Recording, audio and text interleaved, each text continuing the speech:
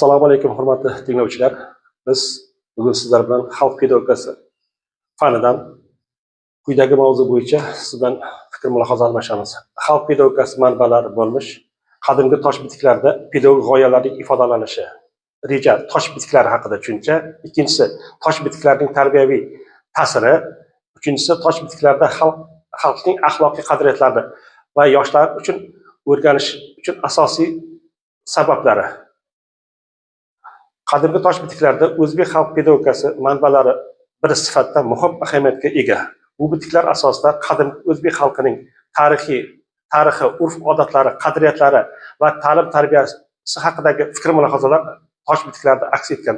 Tosh bitiklari orqali xalq o'zining farzandlariga axloqiy, ma'naviy va ijtimoiy qadriyatlar haqida, qanday yashash va qanday odob axloq qoidalariga amal qilish haqida fikr mulohazalar tosh bitiklarda ifodalangan. Tosh bitiklarda qadimgi yozuvlar orqali xalqning pedagogik g'oyalari, tarbiyaviy maqsadlarga ifodalanishda o'z natijasini ko'rsatadi.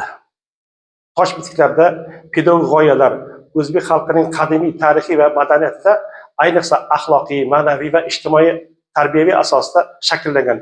Ular o'z vaqtida yoshlarni tarbiyalash, ularning dunyoqarashini rivojlantirish, axloqiy me'yorlarni o'rganish va hayotda o'z o'rnini topishda yo'naltirishi lozim bo'lgan sifatlarda izohlanadi. Tosh bitiklarda pedagogik g'oyalar nafaqat yozuvlar orqali, balki tasvirlar, ramzlar va iboralarda ham aks etgan. Tosh bitiklari nima? Tosh bitiklari bu qadimgi yozuvlar va bitiklar bo'lib, asosan tosh, teri yoki boshqa mustahkam materiallarga o'ralgan yoki o'sha yozuvlarda bitilgan sifatda o'z natijasini ko'rsatgan. Ular tarixiy va ma'naviy jihatdan beqiyos ahamiyatga egadir. Tosh bitiklarda ko'pincha yozma yoki tasvirlar shakllanishida izohlangan. Xalqning tarixi, urf-odatlari, qadriyatlari, e'tiqodlari, pedagogik tushunchalarini aks etgan. O'zbekiston hududida, ayniqsa Buxoro, Samarqand va Xorazm kabi qadimiy shaharlar atrofida tosh bitiklar topilgan. Tosh bitiklari va pedagogika. Qadimgi tosh bitiklarda xalq pedagogikasining eng qadimgi va muhim manbalaridan biri sifatida qaraladi. Ular xalqning ta'lim-tarbiyaga, ma'naviyatga, axloqqa, yoshlarni tarbiyalashga oid qarashlarda o'z ifodasining natijasida ifodalanadi. Tosh bitiklarda yozuvlar va tosh tasvirlar xalqning tarbiyaviy g'oyalari, farzandlarni qanday qilib tarbiyalash, ularga qanday axloqiy va ma'naviy saboqlar berish kabi fikrlar izohlanadi. Tarbiyaviy axloqiy g'oyalar. Qadimgi tosh bitiklarda xalqning o'g'il-qizlarga bo'lgan tarbiyaviy talablarini bir sifatda izohlanadi. Masalan, yaxshi xulq, odob, axloq, mehnatsevarlik va qo'llab-quvvatlash kabi tushunchalar haqida yozuvlar o'z natijasini ifodalagan. Chunki bu bitiklar orqali yoshlarga ko'pincha sabr-toqat, hurmat, axloqni ifodalash, adolatli bo'lish kabi fazilatlar yoshlarda shakllanishga munosabat o'rnatilgan. Axloqiy saboqlar. Chunki axloqiy saboqlarda tosh bitiklarda odamlarning o'zaro munosabatlari, farzandlarni tarbiyalashga, jamiyatdagi va ijtimoiy ayniqsa eng qadimgi qadriyatlarni singdirishda yoshlarga nisbatan kattalar o'zi ibrat bo'lishi, ajdodlarning an'analarga, qadriyatlarga xos va bosmagan sifatlarda ifodalanishini izohlaydi. Tosh bitiklarida mehnat va hayotdagi ma'naviyat haqida ham fikr berishimiz mumkin. Qadimgi tosh bitiklarda mehnatga, o'zini o'zi tarbiyalashga va hayotda o'z o'rnini topishga bo'lgan katta e'tibor qaratiladi. Ular yoshlarga va o'z kuchiga ishonish, mehnatsevarlik, halollik, mehnatga nisbatan o'z faoliyatlarini tosh bitiklarda ham ko'rishi mumkin. Chunki har bitta xatti-harakat bajarish jarayonida mehnat tarbiyasiga bo'lgan munosabatlarni ham tosh bitiklarda biz ko'rishimiz mumkin. Tosh bitiklarning tarbiyaviy ta'siri. Tosh bitiklari faqat yozuv bo'lib qolmay, balki ularning qadimiy xalq pedagogikasiga asosiy manbalardan biri sifatida yoshlarni tarbiyalashda, amaliy hayotda o'z faoliyatida ta'sir ko'rsatishda ifodalanadi. Ular nafaqat tarixiy va ma'naviy ahamiyatga ega, balki zamonaviy pedagogikada ham ta'lim, tarbiya hamda muhim xatti-harakatlarni ifodalashda o'z natijasida izohlanishi mumkin.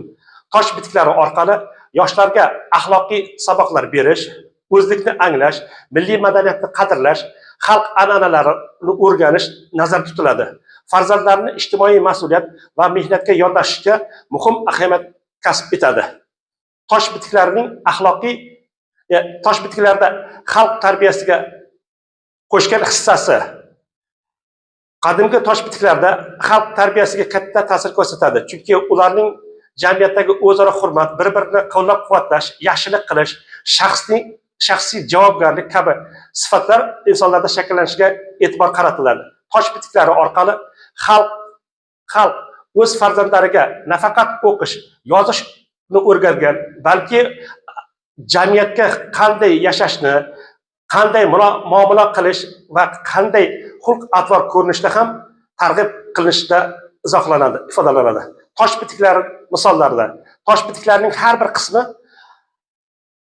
bir qismi hali ham saqlanib qolgan va ular arxeologik topilmalar sifatida o'rganilmoqda. Masalan, tosh bitiklari o'zbek xalqining qadimiy tarixida dalolat beruvchi bitiklardan biri sifatida ifodalanadi.